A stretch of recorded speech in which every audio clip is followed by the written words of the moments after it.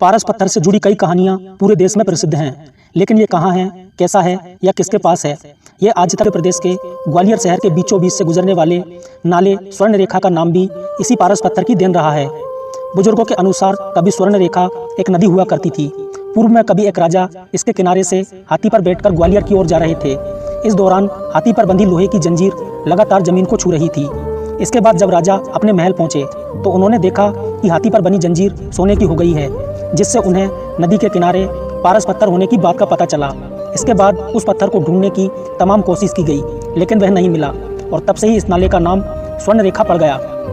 वहीं इसके अलावा मध्य प्रदेश की राजधानी के पास मौजूद पारस पत्थर के बारे में कहा जाता है कि इसकी सुरक्षा स्वयं जिन करते हैं। पुरानी कहानियों की माने तो पारस पत्थर वो चमत्कारी पत्थर होता है जिससे किसी भी लोहे की चीज़ को छुआ जाए तो वो सोने की बन जाती है। माना जाता है कि भोपाल से करीब 50 किलोमीटर दूर एक ऐसा किला है जहाँ पारस पत्थर होने का दावा किया जाता है। उन्होंने ही दरअसल 1200 ईस्वी में निर्मित यह किला रायसेन मध्य प्रदेश का एक प्रमुख आकर्षण है। माना जाता है कि इसी किले में दुनिया का सबसे पुराना वाटर हार्वेस्टिंग सिस्टम भी है। इस किले पर शेरशाह सूरी ने शासन किया था। जाता है कि इसी पत्थर के लिए कई युद्ध भी हुए। जब यहाँ के राजा राजसेन हार गए तो उन्होंने पारस पत्थर को एक तालाब में फेंक दिया था, जो किले के अंदर ही है। किंवदंतियों के अनुसार पारस पत्थर के लिए युद्ध में राजा की मौत हो गई, पर मरने से पहले भी उन्होंने ये नहीं बताया कि पारस पत्थर कहाँ रखा है। इसके बाद यह किला वीरान हो गया और तरह तरह की बातें होने लगी। वहीं पारस पत्थर के अब भी इस किले में मौजूद होने की चर्चाएं क्षेत्र में आम हैं और इसकी रखवाली जिन्न द्वारा किए जाने की बात भी कही जाती है। यहाँ तक कि लोगों का कहना है कि जो लोग पारस पत्थर की तलाश में किले में गए उनकी मानसिक हालत खराब हो गई। कहा जाता है कि किले के खजाने का आज तक पता नहीं लग पाया है। इसकी तलाश में आज भी किले में रात में गुनिया की मदद से खुदाई होती है। दिन में जो लोग यहाँ घूमने आते हैं उन्हें कई जगह तंत्र क्रिया और खोदे गए बड़े बड़े गड्ढे भी दिखाई देते हैं।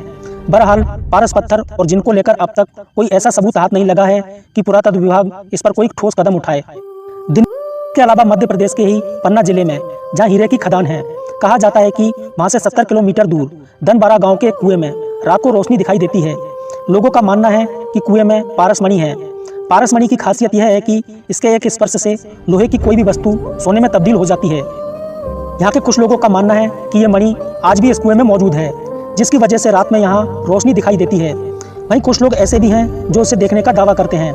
इसके अलावा राजगौड़ वंश की समृद्धि, शक्ति और वैभव का प्रतीक रहा नरसिंहपुर का चौगान या चौरागढ़ के किला में भी एक पारस पत्थर का तालाब है, जिसके बारे में कहा जाता है कि किला के अंदर बने इस तालाब में एक पारस पत्थर है जिसके संपर्क में आने पर लोहा सोना बन जाता है। अंग्रेजों ने इसकी तलाश में एक हाथी को लोहे की जंजीर से बांधकर तालाब में उतारा था, जिसकी 2 कड़ी सोने की हो गई थी, पर पारस पत्थर हाथ नहीं लगा था।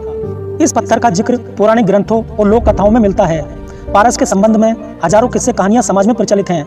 कई लोग यह दावा भी करते हैं कि हमने पारस पत्थर देखा है। पारस एक प्रकार का सफेद चमकता हुआ पत्थर होता है। इसी चमक के कारण इसे पारसमणि भी कहते हैं। इसके बारे में मान्यता है कि इसे लोहे की किसी वस्तु से छुआ देने से वह सोने की बन जाती है। मान्यता है कि हिमालय के जंगलों में यह बड़ी आसानी से मिल जाती है, बस कोई व्यक्ति उसकी पहचान करना जानता हो। ऐसा भी कहा जाता है कि प्राचीन भारतीय रसायनाचार्य नागार्जुन ने पारे को सोने में बदलने की तरकीब विकसित की थी। उन्होंने ही पारसमणि बनाई थी। पारसमणि पत्थर है या रासायनिक रचना, इसे भी लेकर अलग अलग राय हैं। हालांकि झारखंड के गिरिडीह इलाके के पारसनाथ जंगल में आज भी लोग पारसमणि की खोज करते रहते हैं। दोस्तों, आपको क्या लगता है, पारसमणि महज एक कल्पना है या सच है? आपकी राय हमें कमेंट करके जरूर बताएं। और यदि आपको वीडियो अच्छा लगा हो तो वीडियो को लाइक करें, शेयर करें और ऐसी ही और जानकारियों के लिए चैनल को सब्सक्राइब करना ना भूलें।